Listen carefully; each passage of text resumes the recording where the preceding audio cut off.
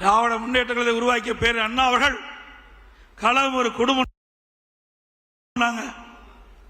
இன்றைக்கு திமுக கருணாநிதி குடும்பம் மாறி போச்சு. திமுக கருணாநிதி குடும்பம் ஆச்சு. அது கருணாநிதியுடைய திமுக ஜனநாயக முறையில் கட்சியில் அது ஒரு கார்பரேட் கம்பெனி ஆகிவிட்டது. நீங்க பாத்தீங்கன்னா திரு கருணாநிதி முதலமைச்சர் வந்தாரு, அதுக்கு பிறகு ஸ்டாலின் முதலமைச்சர். இப்ப உதயநிதி கொண்டு வருவதற்கு துடிச்சிட்டு இருக்காரு. ஒருபோதும் நடக்காது. ஸ்டாலின் அவர்களே ஒருபோதும் நடக்காது. அவர் எம்எல்ஏ ஆக்கினீங்க, அப்புறம் மந்திரி ஆக்கினீங்க, துணை முதலமைச்சர் ஆக்கிறீங்க.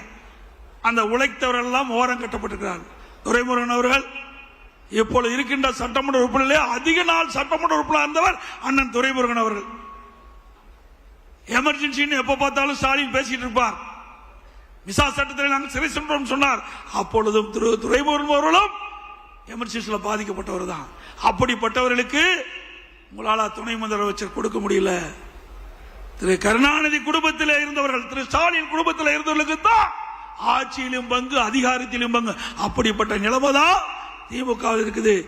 அனைத்து இந்திய அண்ணா திராவிட முன்னேற்ற கழகத்தில் அப்படி இல்லை. ஜனநாயகம் உள்ள ஒரு இயக்கம்.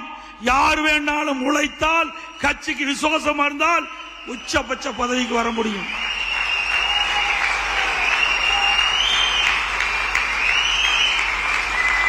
திமுக வர முடியுமா?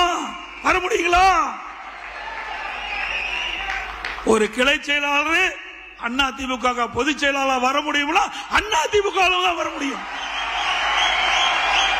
ஒரு கிளை செயலாளர் எம்எல்ஏ ஆக முடியும், எம்பி ஆக முடியும், அமைச்சர் ஆக முடியும், முதலமைச்சரே ஆக முடியும் அண்ணா திமுக தான். திமுக போல வாரிசு அரசியல் கிடையாது. குடும்ப ஆட்சி இல்ல, மன்னர் ஆட்சி இல்ல. அண்ணா திமுக ஒரு ஜனநாயகம் உள்ள ஒரு கட்சி. ஏழைகளுக்கும் இடம் உண்டு, உழைப்பவர்களுக்கும் இடம் உண்டு. அவர்களும் எம்எல்ஏ ஆவார்கள். கள்ளக்குறிச்சி சட்டமன்ற உறுப்பினர் என்ன மிட்டா மிராஸ் தாரா? பவானி சாகர் சட்டமன்ற உறுப்பினர் மிட்டா மிராஸ் தாரா? சாதாரண குடும்பத்தை சேர்ந்தவர், ஏழை குடும்பத்தை சேர்ந்தவர். அப்படிப்பட்டவர்களை எல்லாம் அண்ணா திமுகவிலே வேட்பாளர் நிறுத்தப்பட்டு வெற்றி பெற்று அழகபாதிக்கின்ற கட்சி அண்ணா திமுக கட்சி.